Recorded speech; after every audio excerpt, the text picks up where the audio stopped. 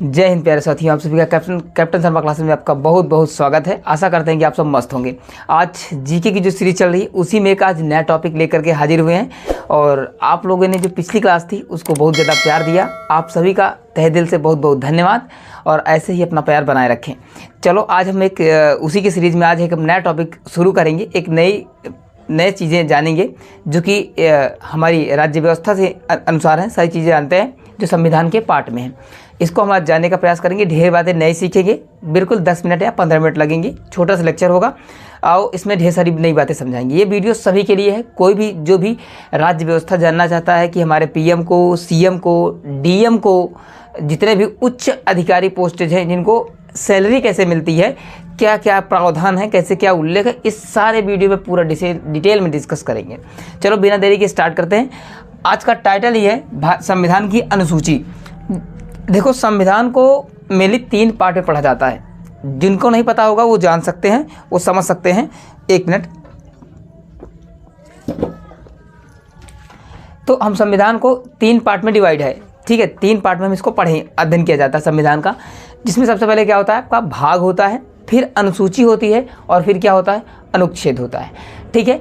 देखो, सबसे पहले जिससे क्या होता है कि कोई बुक होती है, कोई भी चीज़ें होती है, तो उनमें क्या होता है कि पहले उसको पार्ट में डिवाइड किया जाता है। तो उसी संविधान, क्योंकि भाई दुनिया का सबसे लिखित सबसे बड़ा भारी भरकम संविधान कौन सा है, अपने इंडिया का है। तो उसको पहले 22 भागों में यानी छोटे छोटे भागों में बांटा गया, ठीक है। इसकी जो पिछली क्लास है जिस पे आप लोगों ने अच्छा इतना सारा प्यार दिया, उस पर आपको सारी बातें डिटेल में समझाई गई हैं कि 22 भाग हैं। 22 भाग में कौन कौन से आर्टिकल आते हैं, कौन कौन सी बातें किस आर्टिकल किस भाग में डिस्कस की गई हैं, इनमें हमने चर्चा की थी। जो नहीं देखें देख सकते हैं। बात समझ गए।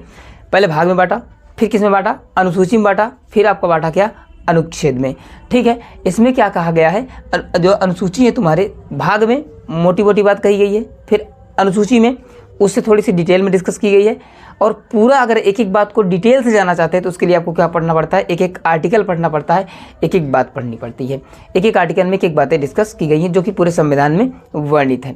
चलो आज बात करते हैं अनुसूची के बारे में। क्या अनुसूची है, क्या चीज़ है। तो आपको ये पता चल गया होगा कि संविधान का जब भी हम अध्ययन करने बैठते हैं तो हमें 3 पार्ट में डिवाइड किया जाता है, ताकि हम प्रॉपर को कम कम कम कम करके और एकदम डिटेल से सीख जाएँ। चलो बात करते हैं। आज हम बात करेंगे बेसिकली संविधान की अनुसूची के विषय में। देखो, संविधान में भाग कितने हैं, 22। ये क्वेश्चन आता है आपका। मैं जितनी बात इस लेक्चर में जितनी भी बात करूंगा वो तुम्हारे क्वेश्चन, अगर जो क्वेश्चन जो कॉम्पिटिटिव एग्जाम की तैयारी करते हैं बच्चे, जैसे SSCGL, MTS और जितने भी चीज़ें हो गई, वो सभी के लिए क्या होगा, प्रॉपर आपको काम आने ही आने वाली है। तो 22 भाग हैं, 12 अनुसूची है, और ठीक है, 22 भाग और 12 अनुसूची हैं। अगर हम बात करें कि जब संविधान हमारा लिखा गया था तब उसमें आर्टिकल कितने थे, तो 395 थे। कितने थे, 395 थे। अब तो बहरहाल लगभग 450 500, अगर कुल संशोधन वगैरह सारा मिला के अगर बात करें तो लगभग संविधान में तो कम से कम अब 450 प्लस आर्टिकल हो चुके हैं, ठीक है। लेकिन क्वेश्चन आपका क्या आता है कि मूल संविधान में, हमारे मूल संविधान में जब लिखा गया था, मूल संविधान का मतलब होता है जब हमारा संविधान बन करके तैयार हुआ था तब कितने आर्टिकल थे, 395। अभी कितने हैं, 450 प्लस हैं, ठीक है। लेकिन अभी ये क्वेश्चन कभी नहीं पूछता, ये पूछता है मूल संविधान में कितने आर्टिकल थे, तो 395। भाग कितने थे, 22 भाग थे। अगर संशोधन वगैरह मिला के बात करें तो भाग 25 है। ये क्वेश्चन नहीं पूछता, सीधा पूछता है कि संविधान में कितने अनुच्छेद थे, तो हम कितने भाग हैं। तो भाग की बात करें तो 22, और अगर हम अनुसूची की बात करें तो भाग 12 है। बात समझ गए, इतनी बातें क्लियर है। आप बात करते हैं सीधा अनुसूची की ओर चलते हैं। आज हम इसमें 12 अनुसूची हैं, 12 अनुसूची के बारे में डिटेल से डिस्कस करेंगे। अनुसूची नंबर अगर हम 1 की बात करें तो अनुसूची नंबर 1 में, जैसे भाग नंबर 1 में हम बात करता था ना कि संघ और राज्य उनके क्षेत्रों के बारे में, तो अनुसूची नंबर 1 में भी बात किया गया है। सारी बातें उसी से, इसको पार्टीशन बांटा गया है। इसमें से ये डिस्कस किया जाएगा, इसमें ये डिस्कस किया जाएगा, ऐसा। तो अनुसूची नंबर 1 में संघ और क्या, इसमें संघ और उसके राज्य क्षेत्रों का वर्णन है। यानी भारत क्या है, एक संघ, राज्यों का एक संघ है, यूनियन ऑफ स्टेट, ठीक है, दैट इज भारत।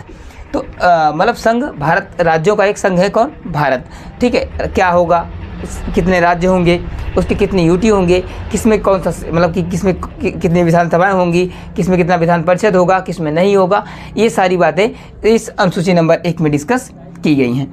अगर हम बात करें अनुसूची नंबर 2 की, तो अब जो अनुसूची नंबर 2 क्या करता है, अनुसूची नंबर 2 में क्या लिखा गया है, अनुसूची नंबर 2 में ये लिखा गया है कि जो भी जैसे हमारे हो गए सीएम हो गए, राज्यसभा के मेंबर्स हो गए, सांसद, विधायक, ये सारे जितने हो गए, तो इनको कितना वेतन मिलेगा, वेतन कौन देगा, किस आधार पर इनका वेतन प्रक्रिया कैसे होगी, इनको वेतन भत्ते कैसे मिलेंगे, तो इन सब इनका मतलब कि वेतन कैसे दिया जाता है इनको, ये सब किसको कितना वेतन दिया जाएगा, जो आपका न्यायाधीश हैं, मतलब कि जो न्यायाधीश हैं, जज हैं, मुख्य न्यायाधीश हैं, इन सबको वेतन भत्ते, ठीक है। पीएम को भत्ता कैसे मिलता है, वेतन कैसे मिलता है, राष्ट्रपति को वेतन भत्ता कैसे मिलता है, उपराष्ट्रपति, उपराज्यपाल, ये सारा डिस्कस कहाँ किया गया है, अनुसूची नंबर 2 में। बात समझ गए। अब बात करते हैं अनुसूची नंबर 3। अगर हम बात करें अनुसूची नंबर 3 की अगर चर्चा करें तो अनुसूची नंबर 3 में बात करता है कि शपथ ओथ जिसको आप बोलते हो। देखो जब चुनाव लड़के जाते हैं, जीत करके जाते हैं, तो वहाँ पर कहते नहीं है मैं भारत की ये कसम खा करके कहता हूँ, ये ऐसा करके कहता हूँ, ठीक है, कि मैं इसकी मर्यादा को, इसकी अखंडता और संप्रभुता को बनाए रखूँगा। ये क्या करते हैं, शपथ देते हैं। तो ये शपथ मतलब कोई लिख करके उनको नहीं देता, ये ऑलरेडी संविधान में लिखित है। किसकी शपथ किस प्रकार से होगी, राष्ट्रपति की किस प्रकार से होगी, मुख्य न्यायाधीश की किस प्रकार से होगी, ठीक है, पीएम की किस प्रकार से होगी, सारा कुछ संविधान में लिखा गया है। इसलिए जब भी आप देखो ना, तो जब वहाँ पर देते हैं ना, तो वहाँ पर पूरा क्या होता है, एक पेपर में, एक पेज में होता है, लिखा होता है, सारा कुछ प्रिंटेड होता है, उसको क्या करके सिर्फ क्या करते हैं, पढ़ देते हैं बस, ठीक है, ऐसा होता है। ये कहीं से लिख करके कोई इनको देता नहीं है, ऑलरेडी सब संविधान में पहले से लिखा गया है। तो अनुसूची नंबर 3 में उनकी शपथ की बात करता है। यहाँ तक आशा करते हैं कि आपको समझ में आ गया होगा। अगर हम बात करें किसकी, अनुसूची नंबर 4, अनुसूची नंबर 4 में क्या बात करता है कि जो राज्यसभा है, क्या है, राज्यसभा है आपका, जो आपका राज्यसभा है, ठीक है, उच्च सदन जिसको कहते हैं, राज्यसभा में स्थानों का बंटवारा राज्यों तथा संघ राज्य क्षेत्रों से है। कहने का अर्थ ये है, अनुसूची नंबर 4 किसके बारे में बात करता है कि यानी जो राज्यसभा के मेंबर आएंगे, जो राज्यसभा के मेंबर आएंगे, मेंबर ऑफ, ठीक है, पार्लियामेंट के जो भी होते हैं आपके एमपीज होते हैं, ठीक है, तो ये जो राज्यसभा में बैठते हैं, ये किस राज्य से कितने आएंगे, किस यूटी यानी किस संघ से कितने मेंबर्स आएंगे, क्या क्या कैसे होगा, इन सब का पूरा डिटेल कहाँ दिया गया है, अनुसूची नंबर 4 में बात किया गया है। अगर हम बात करें अनुसूची नंबर 5 की, तो अनुसूची नंबर 5 में जो आपके ये होते हैं एससी और एसटी होते हैं, यानी जो होते हैं अनुसूचित जाति, अनुसूचित जनजाति होते, मतलब कि अनुसूचित जाति होते हैं ना ये, और अनुसूचित जो जनजाति होते हैं, जो ट्राइबल एरिया के होते हैं, एससी और एसटी। अब इनके लिए प्रशासन की व्यवस्था कैसे की जाएगी, इन पर नियंत्रण कैसे रखा जाएगा, इनकी सुरक्षा कैसे रखी जाएगी, इसके लिए इस अनुसूची नंबर 5 में उपबंध यानी उसके लिए नियम दिए गए हैं। बात समझ गए, अनुसूची नंबर 5। अगर हम बात करें क्या, अनुसूची नंबर 6 की बात करें तो असम, मेघालय, त्रिपुरा और मिजोरम, ठीक है, असम, मेघालय, त्रिपुरा और मिजोरम, ये जो तुम्हारे यहाँ पर 4 राज्य हैं, इनका जब गठन हुआ था, इनके गठन के बारे में, इनकी क्योंकि जब ये गठन हुए थे तो इनके लिए विशेष, क्योंकि ये नॉर्थ ईस्ट के थे, ठीक है, तो इनके लिए विशेष उपबंध अलग से दिए गए हैं कि तुमको ये छूट रहेगी, तुम्हारे लिए ये रहेगा। तो ये सब, अब क्योंकि हम इसको डिटेल से अभी यहाँ पर नहीं कर रहे क्योंकि क्लास बहुत ज़्यादा बड़ी हो जाएगी, हम एक एक आर्टिकल प्रॉपरली करेंगे। तो एक एक आर्टिकल जब प्रॉपर करेंगे तो हम डिटेल से बात करेंगे किसका क्या सिस्टम, जो पढ़ाएंगे पूरा एग्जाम में कन्फर्म है, बनेगा, क्वेश्चन आता है और आएगा निश्चित रूप से दोस्तों। तो असम, मेघालय, त्रिपुरा और मिजोरम, इनके लिए ये अलग, इनको कुछ विशेष चीज़ें दी गई हैं कि इनकी, जैसे इनके यहाँ के सीएम हैं, तो क्योंकि ये सारे से यूटी तो है नहीं, सबके सब स्टेट हैं, तो ये जो है ना सब, मतलब कि असम, मेघालय, त्रिपुरा और मिजोरम, इनके जो सीएम हैं, इनको कुछ अलग, जो जैसे उत्तर प्रदेश के सीएम हैं, तो इनसे कुछ अलग शक्तियाँ, कुछ ज़्यादा शक्तियाँ इन्हें प्रदान की गई हैं संविधान के थ्रू, ठीक है। तो बात समझ गए ना, तो ये बातें हो गई। तो अनुसूची नंबर ये हो गया 6। अगर हम बात करें अनुसूची नंबर 7, अनुसूची नंबर 7 में ये बहुत इंपॉर्टेंट है, ये कहाँ से क्वेश्चन आपका आएगा, ऐसे पूछ, यहाँ पर जो आप सूची होते हैं ना, सूची विषय संबंधित होते हैं, कहते नहीं है, जैसे खेल है, रेल है, मेला है, बाजार है, रेलवे है, भर्ती है, मतलब सबके अलग अलग विषय हैं कि कौन कौन विषय पर कौन काम करेगा। जैसे शिक्षा पे है तो शिक्षा समवर्ती सूची का विषय है, तो आपकी सूची मेन 3 होती है। कौन सूची होती है, मेन 3 सूची होती है। पहला होता है संघ सूची, जिस पे केंद्र सरकार काम करती है पूरी तरीके से, उसमें राज्य सरकारें हस्तक्षेप नहीं कर सकती। और कुछ आपके जिसके विषय अभी वर्तमान में कितने हैं, 100 हैं। और राज्य सूची है जिसके विषय अभी वर्तमान में कितने हैं, 61 हैं, ठीक है। यानी राज्य सूची है, राज्य सूची के 61 विषय हैं, वो स्वयं पर काम करेगी अपना खुद पे, ठीक है। और समवर्ती सूची में आते हैं विषय किस पे, 52, ठीक है। यानी समवर्ती सूची पे काम, जैसे शिक्षा है तो शिक्षा समवर्ती सूची का विषय है। ये क्वेश्चन कई बार पूछा भी जा चुका है कि शिक्षा किस सूची का विषय है, तो शिक्षा जो है वो समवर्ती सूची का विषय है। यानी इस पे राज्य भी अपना कानून बना सकता है, केंद्र सरकार भी, और राज्य सरकारें भी इस पर कानून बना सकती हैं, ठीक है। लेकिन देखो ध्यान से, क्योंकि संघ जो होता है ना, संघ एक मतलब कि पिता की तरह काम करता है। मतलब कि संघ के मामले में राज्य अड़ंगा नहीं लगा सकता। संघ के क्षेत्रों में राज्य अपना पैर नहीं मतलब कि कहते नहीं है, इसमें अड़ंगा नहीं लगा सकता, लेकिन राज्य के कामों में संघ लगा सकता है। कि संघ क्या होता है, पिता की तरह होता है, बाप की तरह होता है। बात समझ गए? समवर्ती पे दोनों मिलकर काम करते हैं। ये चाहे काम संघ से करवा ले चाहे स्वयं कर ले, इसमें कोई दिक्कत अब नहीं होती। ठीक है, बात समझ गए?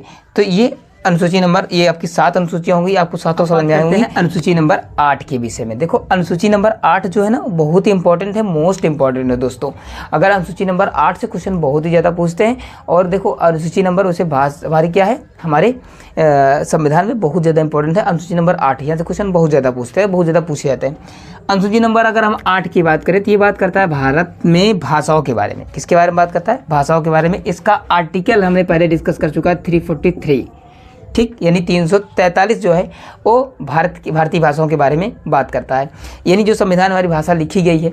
ठीक है, तो हमारे संविधान में जो है ना, अब देखो यहाँ से क्वेश्चन में जो बात बताने चल रहा हूँ, यहाँ से क्वेश्चन दोस्तों बहुत ध्यान से देखना, बहुत मज़ेदार सवाल है, यहाँ से बहुत पूछा जाता है।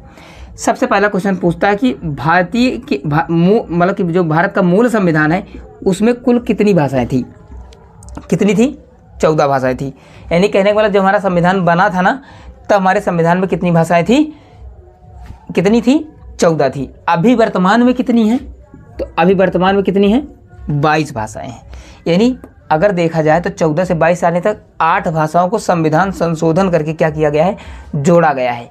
और काम की बात, सबसे बड़ी बात यह है, अंग्रेजी को इसमें शामिल आज तक नहीं किया गया है, जबकि सारा काम अंग्रेजी में ही होता है। कार्यालय सारे काम किस में होते हैं? मैक्सिमम अंग्रेजी में होते हैं। लेकिन अंग्रेजी हमारे संविधान की भाषा, इसको ये ऑफिशियली लैंग्वेज तो है, लेकिन इसको जोड़ा नहीं गया है। ये सब ये क्वेश्चन आपको पूछ सकता है। इसको दे लोग गधे अभी ऐसे होते हैं ना, जिनको कॉमन सेंस नहीं होती ना, वो गलती करके आते हैं। उसे पूछेगा ना, पता क्या पूछेगा कि अंग्रेजी को मतलब कि संविधान में जोड़ा, मतलब कि संवैधानिक भाषा है कि नहीं है, तो उसमें रहेगा नहीं है, ये ऑप्शन इस तरीके से रहेगा।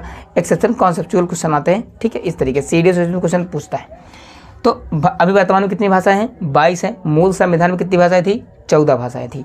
अब सबसे पहले अगर आप थोड़ी सी चर्चा करें तो जो आपका था ना, मतलब कि 21वां संविधान संशोधन जो था आपका 1967 में, सबसे पहले क्या जोड़ा गया था? सबसे पहली भाषा जोड़ी गई थी 15वीं सिंधी।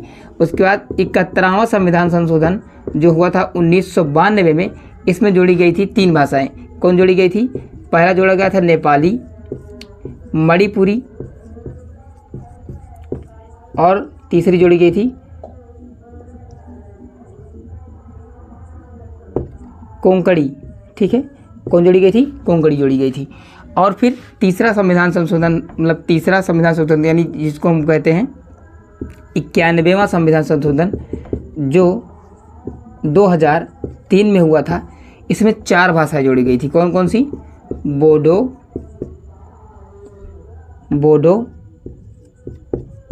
डोंगरी, मैथिली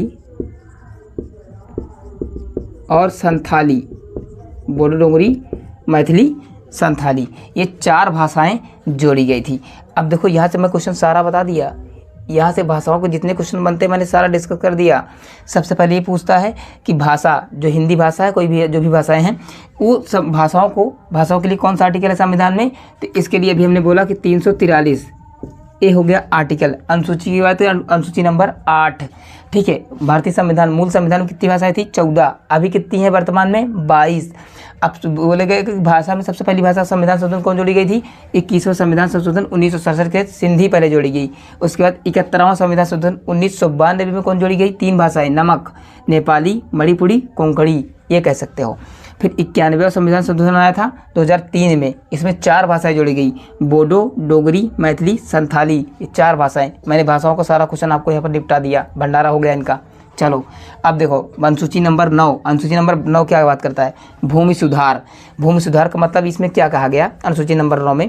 अनुसूची नंबर ये में बात कही गई कि जैसे कुछ संस्था हैं, जैसे क्या है, कुछ संस्था हैं, जैसे हो गई मान लो किसी धर्म के विशेष कोई संस्था है, जो उनकी ज़मीनें हैं, जो उनकी क्या है, ज़मीनें हैं, चाहे वो बेशक खाली हो, चाहे कितनी मेन चौराहे पर खाली हो, कितनी भी कीमत हो, उनको सरकार या कोई चीज़ें कब्जा नहीं कर सकती या कोई व्यक्ति उनको कब्जा नहीं कर सकता जब बेशक को खाली पड़ी रहे। तो यही है भूमि सुधार आंदोलन। इसमें क्या हुआ कि बहुत सारी ज़मीन ऐसे थी, ये जो केशवानंद भारती केस आया था इससे पहले जो था बात, इसके पहले बात थी इसमें कि इसमें बात ये थी कि कैसे क्या होता था कि जो ये धर्म के नाम पर क्या होता था, ये तो जानते हो ना कि धर्म के नाम पर बहुत सारे काम ऐसे भी होते हैं, लोग ऐसे करते हैं कभी कभी, उनके पास ढेर सारी बहुत ज़्यादा संपत्ति, बहुत ज़्यादा ज़मीनें रहती थी। तो इसमें क्या हुआ कि जो अनुसूची नंबर 9 के तहत जो ज़मीन, जिस पे ज़मीन का सरकार का कब्जा हो जाएगा एक बार, फिर उसको कोई भी ले नहीं सकता। तो इसमें बात ये हुई अनुसूची नंबर 9 में, ये आपका भूमि सुधार के तहत। अनुसूची नंबर 10 की बात करें तो दल बदल का मतलब होता है, अब देखो दल बदल सबसे महत्वपूर्ण बात ये है, देखो जितनी बात मैं लोकल समझा रहा हूँ, जैसे मान लो कोई पार्टी का आदमी है, ठीक है, किसी पार्टी से अब जिस चुनाव होने वाला है, 18वीं लोकसभा चुनाव हो रहा है, बदल चालू हो गया है, ठीक है, प्रथम चरण का हो भी गया है शायद, ठीक है, दल बदल। अब जैसे मान लो कोई नेता, कोई भी व्यक्ति अगर मान लो कि कोई एक पार्टी से चुनाव लड़ा किसी एरिया में, वो जीत गया, वो क्या हुआ, उस एरिया से, एक्स एरिया से आप क्या हुआ, जीत गया। अब जब वो एक्स एरिया से जीत गया, ठीक है, अब मान लो कि जब जीत के गया वो पार्टी में शामिल था ही, जिस पार्टी में था, ठीक है, तो जिस पार्टी में था तो वो जीत गया। अब मान लो कि जीतने के बाद उस पार्टी के अध्यक्ष से उसकी जम नहीं रही है, बन नहीं है, तो पार्टी अध्यक्ष उसने कहा कि तुम मेरे यहाँ से क्या करो, मेरे पार्टी से रिजाइन देकर अलग हो जाओ। अब लेकिन याद रखना, जब वो रिजाइन उस पार्टी से देगा ना, उस पार्टी से देगा, तो कहने का अर्थ है कि पहला नंबर तो बदल नहीं सकता। अगर मतलब ये चाहे तो उसको जिससे दूसरी पार्टी ज्वाइन करे, तो उस पार्टी जो उस पार्टी से होगा ना, उस पार्टी से उसको क्या करना पड़ेगा, रिजाइन देना पड़ेगा, यानी उस सीट उसको छोड़नी पड़ेगी, उस सीट से फिर चुनाव होगा दोबारा जा करके। तो यही होता है कि जीतने के बाद आप दल बदल नहीं कर सकते, अदला बदली इस पार्टी से उस पार्टी में जा सकते हो, माना नहीं है, लेकिन उस सीट से आप फिर, या फिर जो मेंबर रहोगे, जिस सीट से विधायक रहोगे या तुम सांसद रहोगे, वो तुम्हारा पद निरस्त हो जाएगा, क्योंकि वो पार्टी के नाम पर होता है। मेहनत आपने की बेशक से की, लेकिन वो पार्टी का भी उसमें योगदान होता है, इसलिए वहाँ पर क्या होता है, ये कैंसिल कर दिया जाता है। तो ये दल बदल आपका कानून नियम है, आपका जो अनुसूची नंबर 10 की बात करता है। अब दो अनुसूचियाँ जो कि मोस्ट इंपॉर्टेंट हैं, ठीक है, अनुसूची नंबर 11 जो पंचायती राज्य के बारे में बात करता है। किसके बारे में बात करता है, पंचायती राज्य, जो कि जोड़ा गया था संविधान में कब, 73वां संविधान संशोधन 1993 के तहत। कब जोड़ा गया था, 73वां संविधान संशोधन 1993 के तहत, ठीक है। ये बात करता है पंचायती राज, यहाँ से भी क्वेश्चन बहुत ज़्यादा आता है, ठीक है। तो ये भाषा वाला अनुसूची नंबर 8 और अनुसूची नंबर 11-12 ये दोनों याद रखना, तीनों ये मोस्ट इंपॉर्टेंट टॉपिक है। यहाँ से क्वेश्चन अनुसूची से रिलेटेड आता है क्वेश्चन, यही 3-4 टॉपिक पूछता है, बस और कुछ नहीं पूछता, ठीक है। तो पंचायती राज्य बात करता है 73वां संविधान संशोधन 1993 में, ठीक है। लोकल गवर्नमेंट्स जो है कि एक प्रधान, एक गांव, एक ग्राम होगा, उसका एक प्रधान होगा, सरपंच जिसको आप लोग कहते हैं, ये बात है। अगर बात करें अनुसूची नंबर 12 की, तो इसमें बात की जाती है नगर पालिका की, नगर पालिका, नगर पंचायत, ठीक है। तो ये आपकी बात है नगर पंचायत, नगर परिषद, ये जो होती है सहकारी समितियाँ, ये सब होती हैं। इसको जोड़ा गया था 74वां संविधान संशोधन, क्या 74वां संविधान संशोधन 1993 के तहत, ठीक है। सन वही है, लेकिन इसमें 2 संविधान संशोधन जो कि मोस्ट इंपॉर्टेंट है, 73वां और 74वां संविधान संशोधन। तो ये रहा आपका भारतीय संविधान की अनुसूची के विषय में 12 अनुसूचियाँ आपको क्लियर हो गई, ठीक है। और पूरा प्रॉपर तरीके से आपको समझ में आया होगा। एक वीडियो एक बार इसको जाकर के दोबारा बना लीजिएगा, और जिससे मैंने इसको समझाया है पूरा टॉपिक, ये वीडियो देखोगे तभी सारे क्वेश्चंस हैं, इसकी कोई PDF नहीं मिलने वाली है। तो वीडियो और पॉज करके पूरा देखना, वीडियो पॉज करके पूरा एक शॉर्टली पेज में मैं जैसे लिखा हूँ ना, एक पेज में आराम से निकाल करके उसको जहाँ पढ़ते हैं आप वहाँ पर चिपका लीजिएगा, ताकि प्रॉपरली क्या हो, आसानी से आसान भाषा में सिखाए हमने।